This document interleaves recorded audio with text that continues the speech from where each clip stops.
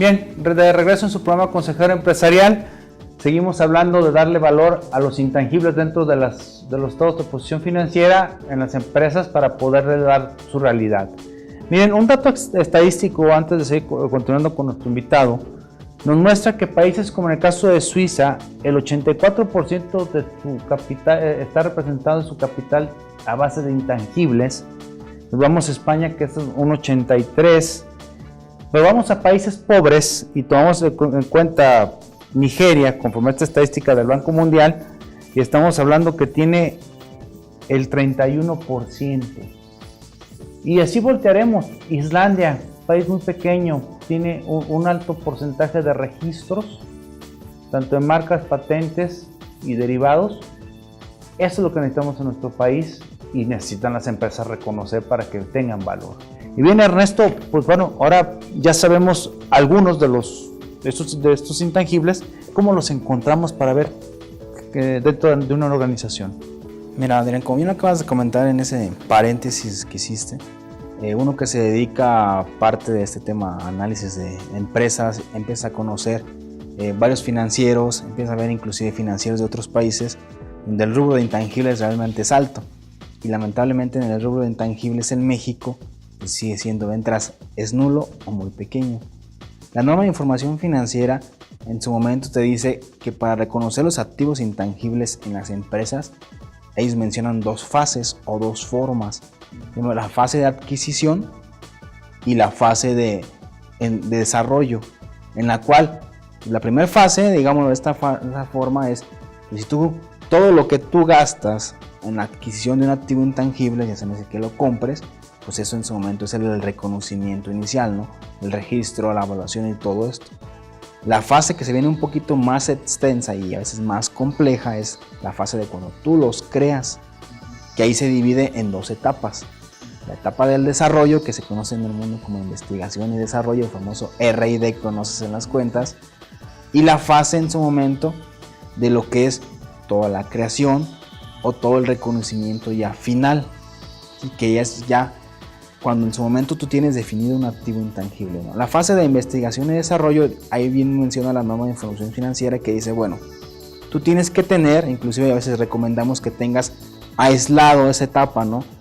¿Por qué? Porque en su momento, para que separes todos los gastos que se originan de la investigación de un activo intangible, porque la norma de información financiera sí te define que no lo debes juntar con los gastos normales de la operativa de la empresa. Entonces tiene que separarse y decir, bueno, todos estos gastos son originados por una investigación de un activo intangible. Y te dice en ese momento, si tú solamente estás experimentando y no tienes definido la creación del activo intangible, eso se va directamente al gasto, como se informe se vayan devengando.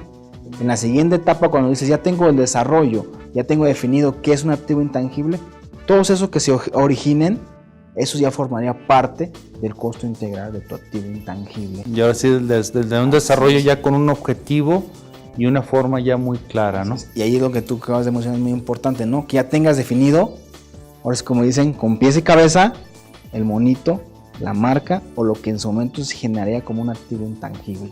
Y fíjate que eso es importante porque voy a hacer una reflexión,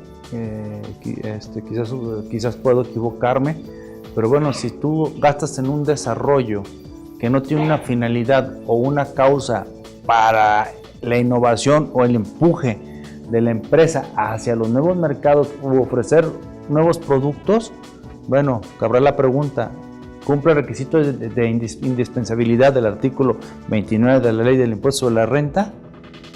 Ahí este es el punto. Por eso es muy importante cuando hagamos algún desarrollo, pues sí decir hacia dónde vamos para que tenga un sustento de importancia para poder proceder con su deducción. Así es, eso es muy importante porque tienes, como tú dices, justificar la noción del negocio, del por qué estás generando todo este tipo de investigación.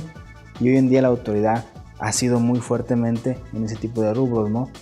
Tienes que definirle un proyecto completo de decir, a ver, con pies y cabeza, hacia dónde voy, qué quiero lograr y hacia dónde voy a finalizar, todo en pro de mejoramiento de la empresa, de una noción de negocio. Así es. Y fíjate que ese tema es muy importante y quiero hacer otro paréntesis porque realmente se distorsionó tanto en los últimos años esta figura de los intangibles que muchos pseudofiscalistas vendían la evaluación, que creo que es el tema con el que vamos a continuar, Ernesto, evaluarlos para poder generar una deducción. El hecho de que llegue un experto como el maestro Ernesto, hacerte una evaluación y de valer 2,600 pesos que fueron los gastos, más el diseñador otros 2,000 pesos, hablando de una marca, hace 10 años, pues sí, tengo registrados 5,000 pesos y he ido deduciendo gradualmente como me establece la ley de impuesto sobre la renta como una inversión. Pero ¿qué pasa? Llegan estos pseudofiscalistas, evalúan, hacen una evaluación de la marca y ya no son los 5,000 pesos, ya vale 50 millones. Y ¿sabes qué? Bajo esos 150 millones deduces. Entonces hay que tratar de separar. Si hay una aplicación y un efecto fiscal, que lo explicaremos ahorita después de este corte, Ernesto, porque ahorita quiero dejar preparado el bloque final. Y el otro es, no te metas en problemas. O sea, si realmente no lo pagaste, estás diciendo un desarrollo se gasta, o sea, hay algo palpable, no te metas en problemas. Una evaluación es para decir, al momento de vender mi negocio, ¿cuánto vale?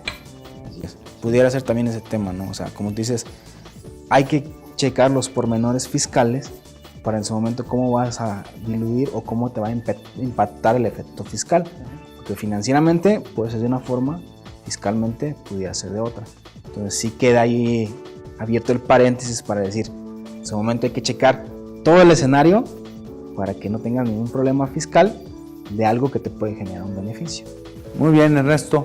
Bien, no se retire, que continuaremos con este tema de darle valor a los intangibles. Continuamos.